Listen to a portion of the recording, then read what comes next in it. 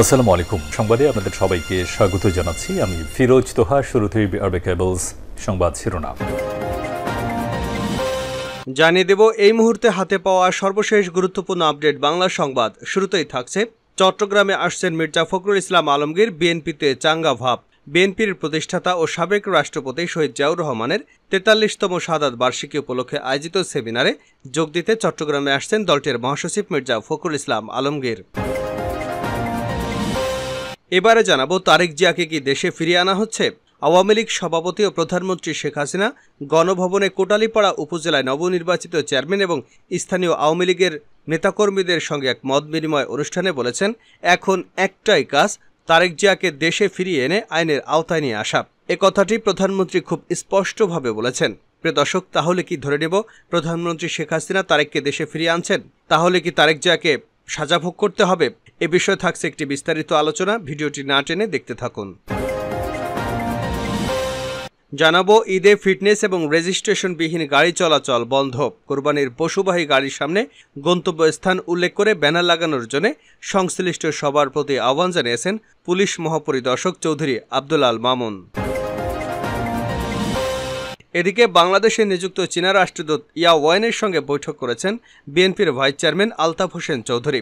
সকালে রাজধানীর বারিধারায় চীনা দূতাবাসে বৈঠক অনুষ্ঠিত হয়। এবারে থাকছে বেনজির আহমেদের ইভানা ইকো রিসোর্ট বন্ধ ঘোষণা।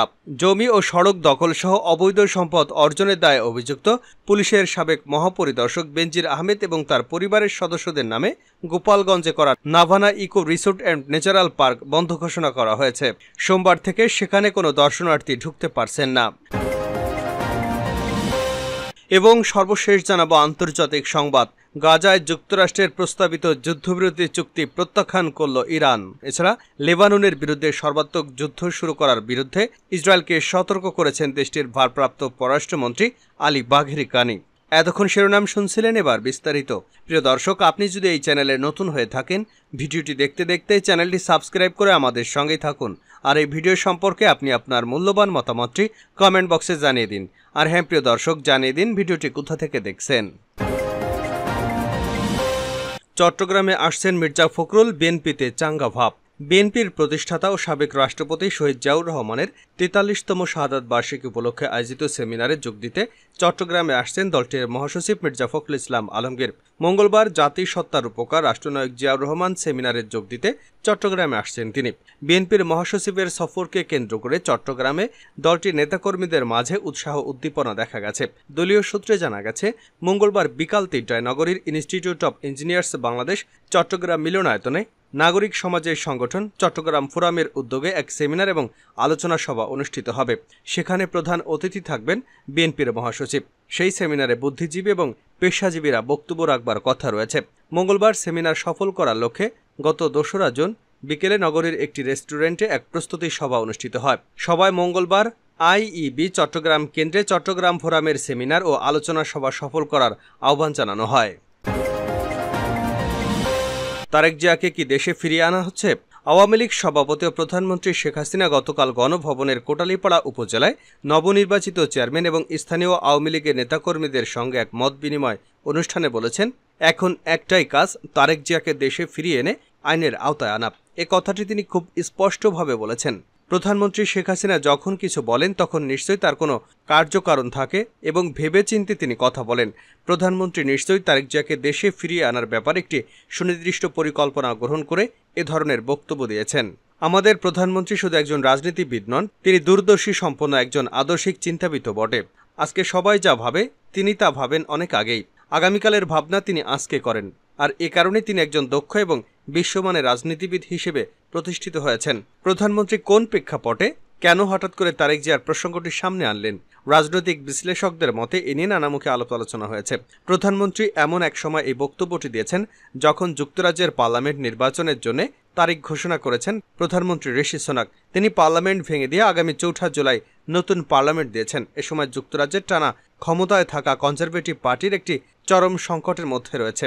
এই নির্বাচনে তাদের ভরাডুবি অনিবার্য বলে মনে করছেন অনেক রাজনৈতিক বিশ্লেষকরা। বিশেষ করে কদিন আগে অনুষ্ঠিত স্থানীয় নির্বাচনে কনজারভেটিভ পার্টি তৃতীয় অবস্থান দখল করেছে। লিবার পার্টির ওই নির্বাচনে নিরঙ্কুশ জয় আগামী দিনে তাদের ক্ষমতায় আসার বার্তা দিয়েছে বলেই অনেক রাজনৈতিক বিশ্লেষক মনে করেন। এরকম একটা পরিস্থিতিতে লেবার পার্টির পক্ষ থেকে আগাম নির্বাচনের দাবি উপস্থাপন করা হয়েছিল। ঋষি সুনাক সেই দাবি শুনেছেন কিনা তাও জানা যায়নি। তবে তিনি আগামী নির্বাচন নিয়ে একটি বড় ধরনের ঝুঁকি নিয়েছেন। অনেকেই মনে করেন যে শেষ পর্যন্ত নির্দিষ্ট সময় নির্বাচন হলে কনজারভেটিভ পার্টির অবস্থা আরও খারাপ হবে। এরকম বাস্তবতা বিবেচনা করে তিনি আগাম নির্বাচন দিয়েছেন। কিন্তু তার নির্বাচনের তারিখ ঘোষণার পরপরই ৭৮ কনজারভেটিভ এমপি আগামী নির্বাচনে প্রার্থী না হওয়ার জন্য ঘোষণা দিয়েছেন। এর ফলে ঋষি সুনাকের নেতৃত্বে একটি বড় ধরনের সংকটে পড়েছে। আর এই বাস্তবতায় শেষ পর্যন্ত আগামী নির্বাচনে লেবার পার্টি যে দীর্ঘদিন পর ক্ষমতায় আসতে চাইছে সেটি অনেকের কাছে স্পষ্ট। এরকম পরিস্থিতিতে লেবার পার্টি যদি ক্ষমতায় আসে তাহলে আওয়ামী লীগের বহুমুখী সুবিধা হবে বলে ধারণা করা হচ্ছে। বঙ্গবন্ধু দৌহিত্র এবং প্রধানমন্ত্রীর ছোট বোন শেখ রেহানার কন্যা টিউলিপ সিদ্দিকী ব্রিটিশ এমপি। এবার নির্বাচনে তার জয়ের প্রায় অনিবার্য বলে মনে করা হচ্ছে। আর তিনি যদি নির্বাচনে শেষ পর্যন্ত জয়ী হন এবং লেবার পার্টি যদি ক্ষমতায় আসে তাহলে তিনি মন্ত্রী হবেন, তা অনিবার্য। কারণ এরই মধ্যেই লেবার পার্টির ছায়ামন্ত্রী সভায় তিনি অন্তর্ভুক্ত হয়েছেন। আর লেবার পার্টির সঙ্গে আওয়ামী লীগের একটি ঐতিহাসিক সম্পর্ক রয়েছে। বিশেষ করে ৭৫-এর নারকীয় ঘটনার পর লেবার পার্টির সংসদ সদস্যরাই জাতির পিতার হত্যার বিচার চেয়েছিলেন এবং সেটি নিয়ে তদন্ত কমিটিও গঠন করা হয়েছিল ব্রিটিশ এমপিদের উদ্যোগে। আর এসব বাস্তবতা থেকে লেবার পার্টি ব্রিটেনের সরকার গঠন করলে তারেককে দেশে ফিরিয়ে আনার উদ্যোগ সহজ হবে বলে অনেকেই মনে করছেন। এরকম একটি বাস্তবতা থেকে প্রধানমন্ত্রী হয়তো তারেক জিয়াকে দেশে ফিরিয়ে আনার ব্যাপারে অত্যন্ত দৃঢ়প্রত্যয় ব্যক্ত করেছেন। ঈদে ফিটনেস ও রেজিস্ট্রেশনবিহীন গাড়ি চলাচল বন্ধ আইজিপি। কুরবানির পশুবাহী গাড়ির সামনে গন্তব্যস্থান উল্লেখ করে ব্যানার লাগানোর জন্য সংশ্লিষ্ট সবার প্রতি আহ্বান জানিয়েছেন পুলিশের মহাপরিদর্শক চৌধুরী আব্দুল আল মামুন। তিনি বলেন, ঈদকে সামনে রেখে মহাসড়কে এবং সড়কে ফিটনেস ও রেজিস্ট্রেশনবিহীন গাড়ি চলাচল বন্ধ থাকবে।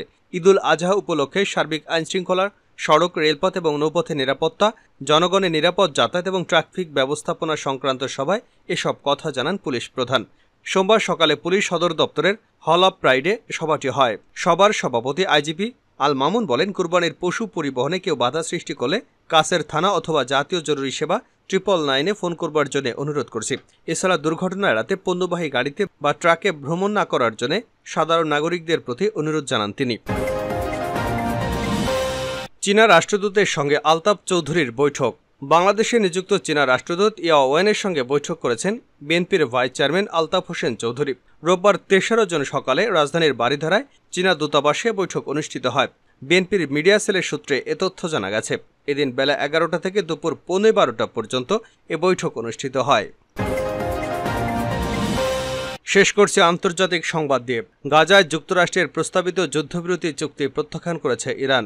তাছাড়া লেবাননের বিরুদ্ধে সর্বাত্মক যুদ্ধ শুরু করার বিরুদ্ধে ইসরায়েলকে সতর্কও করেছেন দেশটির ভারপ্রাপ্ত পররাষ্ট্রমন্ত্রী আলী বাঘেরি কানি। আল জাজিরার খবরে বলা হয়েছে, গত মাসে তার পূর্বসূরি হোসেন আমির আবদুল্লাহিয়ানের মৃত্যুর পর বৈরুতে এটা তার প্রথম সরকারি সফর। ইরানের পররাষ্ট্রমন্ত্রী বলেন, লেবাননে হিজবুল্লাহর বিরুদ্ধে সর্বাত্মক যুদ্ধ শুরু করলে ইসরায়েল সংকটে পড়বে। লেবাননকে তিনি প্রতিরোধের সূতিকাগার হিসেবে বর্ণনা করেন। ইরানি দূতাবাসে এক সংবাদ সম্মেলনে বাঘেরি কানি বলেন, যুক্তরাষ্ট্রের যদি সৎসাহস হয় তাহলে যুদ্ধবিরতির নামে পরিকল্পনা প্রস্তাব করার পরিবর্তে তাদের অবশ্যই একটি পদক্ষেপ নিতে হবে, আর তা হলো ইসরায়েলকে সব ধরনের সহায়তা বন্ধ করা। কেবল একবার সহায়তা বন্ধ হয়ে গেলেই ইসরায়েলের কাছে ফিলিস্তিনিদের বিরুদ্ধে অপরাধ করার সরঞ্জাম এবং সক্ষমতা থাকবে না এবং যুদ্ধ শেষ হয়ে যাবে। উল্লেখ্য, যুক্তরাষ্ট্রের প্রেসিডেন্ট জো বাইডেন গত সপ্তাহে গাজায় 3 ধাপে যুদ্ধবিরতির বাস্তবায়নের প্রস্তাব দেন। প্রস্তাব অনুযায়ী গাজা উপত্যকায় মানবিক সহায়তা বাড়ানো হবে। এছাড়া যুদ্ধবিরতির সময় কিছু জিম্মিকে মুক্তি দেবে হামাস। বিনিময়ে ইসরায়েলের কারাগারে থাকা ফিলিস্তিনিদের মুক্তি দেওয়া হবে।